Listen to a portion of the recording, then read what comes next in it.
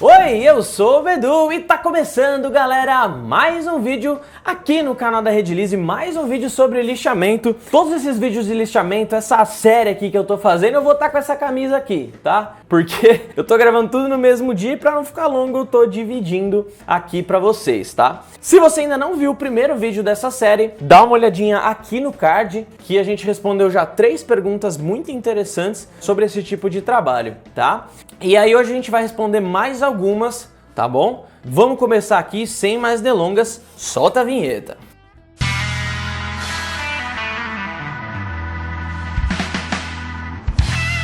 Vamos para a primeira pergunta então. A primeira pergunta é do Vlad.C.Oliver34. Ele fala que tem uma dúvida sobre lixamento em tábua de carne resinada, porque vai alimento sobre ela. Vamos falar aqui um pouquinho sobre esse tipo de questão. A resina pura, a resina da Redilize pura, resina epóxi 2001-2004 com endurecedor 3154, depois de curada, se você tiver feito a questão da dosagem e da homogeneização corretamente, depois de 7 dias ela vai se tornar um plástico comum como qualquer outro, tá? A resina epóxi, ela depois de curada, ela se torna um termo rígido. Não vai liberar mais nenhum gás inerte. E por ser um plástico, diferente de uma madeira, por exemplo, ela pode ser esterilizada, inclusive. Então, assim, em termos de limpeza, muitas vezes uma tábua de carne resinada é menos prejudicial à saúde do que uma tábua de carne só de madeira ali, que de repente, depois de muitos anos utilizando, pode criar fungos lá dentro, bactérias ali que podem fazer mal à sua saúde, tá? Então a resina epóxi, ela pura, a resina epóxi da Redilize, eu posso falar por mim, ela se torna um plástico como qualquer outro. A gente sabe que resinas epóxi, resinas poliéster e resinas epóxi, elas podem ser aglomeradas com diversas coisas, cargas, aditivos, pigmentações e por aí vai. Então a partir do momento que você mistura qualquer outra coisa, aí não tem mais como garantir que ela vai estar livre de qualquer grau de toxicidade, tá, galera? Então isso é bem importante de lembrar vocês, tá? A resina da Redilize, ela tem essa característica, tá bom?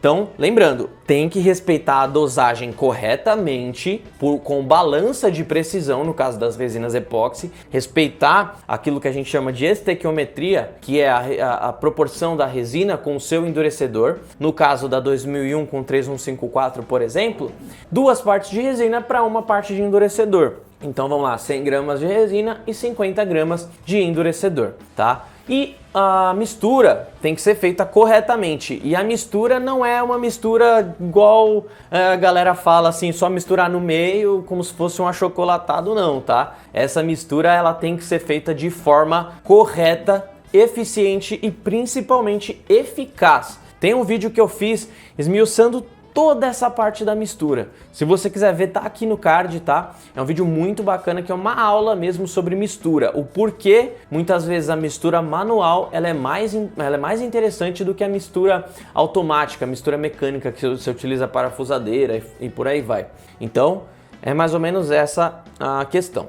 A próxima pergunta é da Ana LG Munhoz. A pergunta dela é: minhas peças ficam sempre foscas, não brilham. O que estou fazendo de errado? Tem 2 coisas que a gente pode tirar de conclusão nisso daí, tá? A primeira delas é a seguinte, inclusive o Edgar fez um vídeo aqui no canal onde ele ensinou fazer o acabamento fosco na resina epóxi. Sim, ele ensinou a fazer o acabamento fosco. E como que faz esse acabamento fosco? Basta você não chegar até a lixa de acabamento. Porque quando você começa a lixar as peças, elas vão fosqueando até chamar uma superfície onde ela fica mais propensa a você polir depois com a massa para polir número 2, a base d'água, para recuperar o brilho dela. Tá? Então, por exemplo, se você quiser uma peça fosca, você até pode ver no vídeo do Edgar que ele chega só até a lixa 400 ou 600, se eu não me engano, e a peça fica totalmente fosca.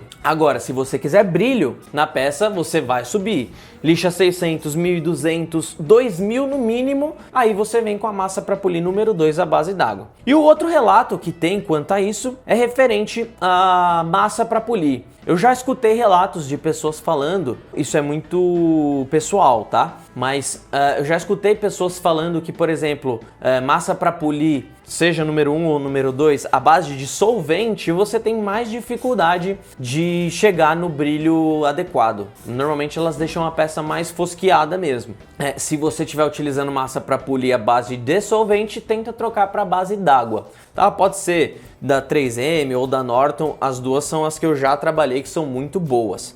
A próxima pergunta é da Glauci underline Gia. Para aplicar uma segunda camada de resina, até que lixa devo usar? Bom, Glauci, não precisa você chegar até as lixas mais finas não, tá? Como eu falei no primeiro vídeo, isso varia muito. Mas se você trabalhar, se você tiver uma superfície que ficou legal, você pode trabalhar, você pode lixar ali com uma lixa 400, 600, mais ou menos nessa faixa aí, só para poder criar umas ranhuras onde a resina vai penetrar melhor depois, tá? Não tem problema que seja mais ou menos nessa faixa aí, tanto seca quanto d'água, ambas vão funcionar perfeitamente para isso, beleza? Bom, e para finalizar o vídeo de hoje, galera, a pergunta do Cláudio Soares.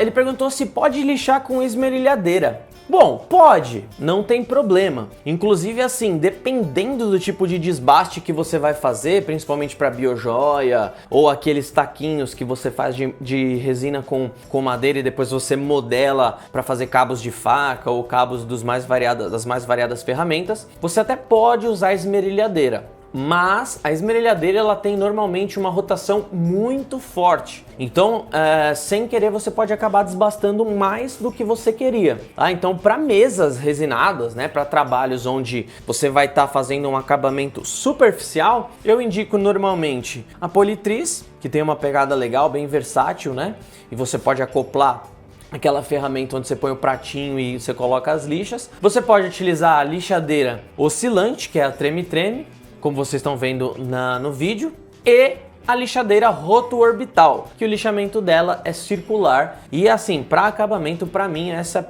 ela tem uma pegada muito boa. Então essas são as dicas aí de hoje. Espero que vocês tenham gostado. Deixa o like aqui embaixo, deixa suas dúvidas e em breve mais vídeos aí falando, tirando essas dúvidas sobre lixamento que vocês mandaram aí pra gente. Fechou?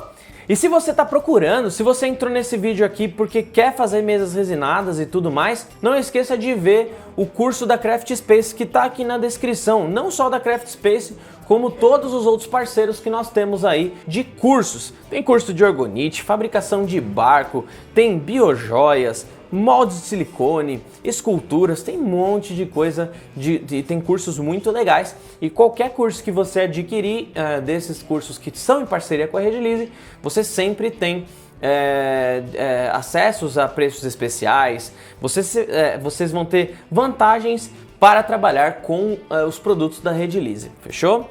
Eu vou ficando por aqui, um abraço do Beduzão e falou!